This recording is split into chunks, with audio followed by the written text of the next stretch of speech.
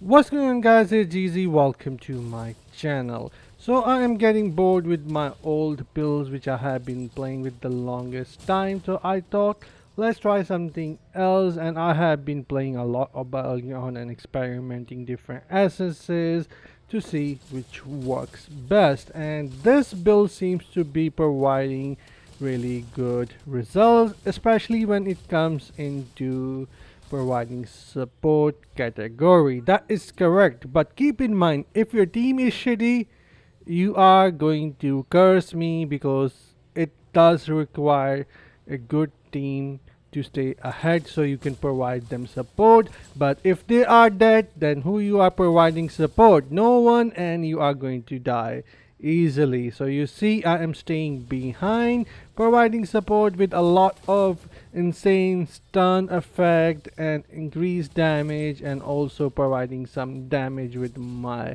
strip. And overall it is working really nicely. All you have to do is lay back and provide support. Make sure that you don't get caught against wizard or someone who just rush in and destroy your butt.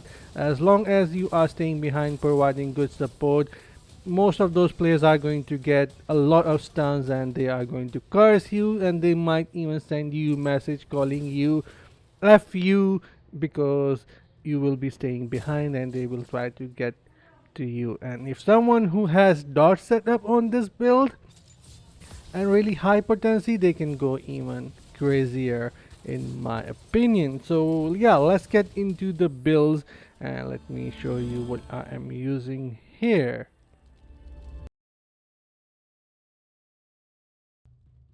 So before I get into the build, let me share a couple of points with you regarding the build so you can get the idea what this all about. So the first point here is these are stun specific build, so we can lock players movement and prevent them from moving or escape.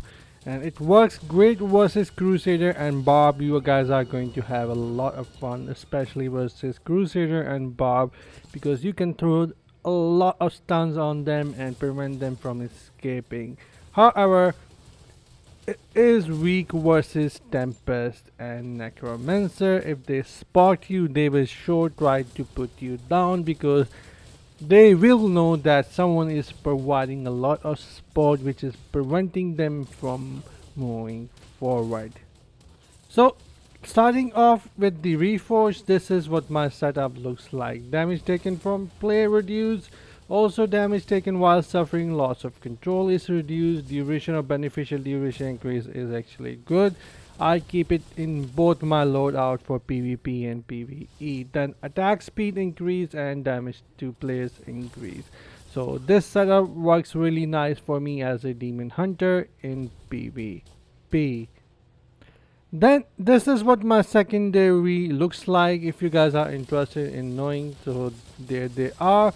My armor is somewhat close to 6.2 because I tried different set items here, so I actually lost a couple of it, but that is fine. But my armor is the highest, then armor penetration, the rest of the two is quite weak. I need to work on them, but yeah, this is what it looks like overall.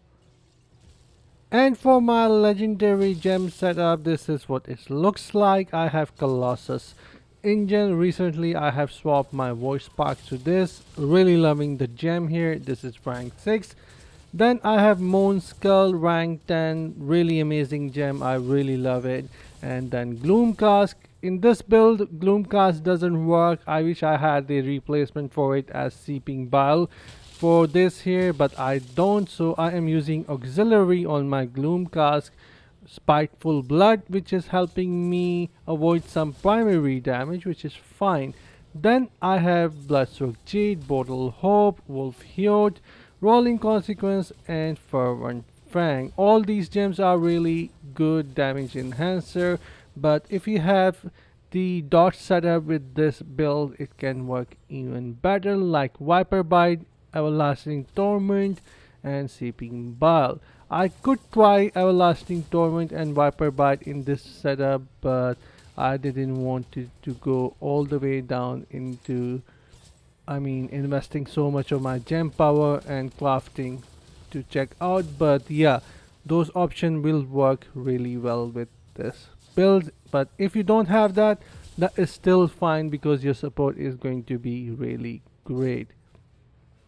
And now let's begin with our set items, then we will move on to legendary essences. Here you guys can see I am using Eggman configuration, which increases the duration of fire ignite, and also the second buff is there is a 15% chance of attaching an ignite status to an enemy when dealing damage with primary attacks or skills.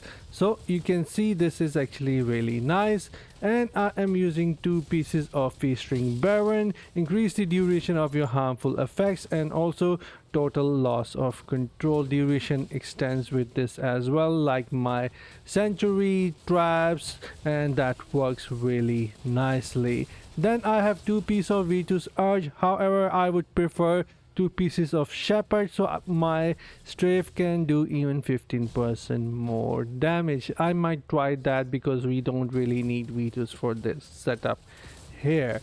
And starting off with the SSs, here we have Eyeless Watch, which is Inferno 6 Essen, and what it does is Century now summon a rope turret that fires it at surrounding enemies, attaching ropes and pulling them in. Affected enemies are stunned if they move outside the turret range.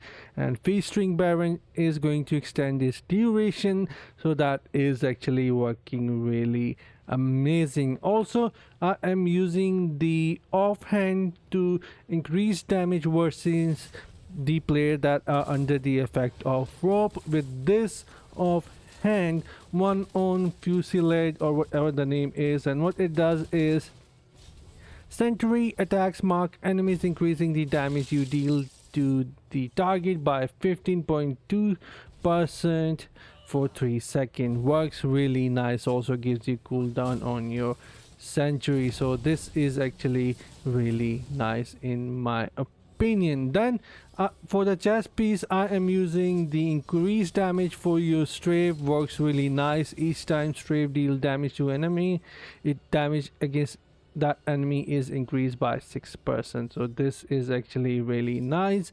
I'm using fellow farm for this so I could drop my shadows, and the damage increase is actually really good. And on the main hand, I have this one here, Unrelenting Fever, so the duration of my strafe also get extended.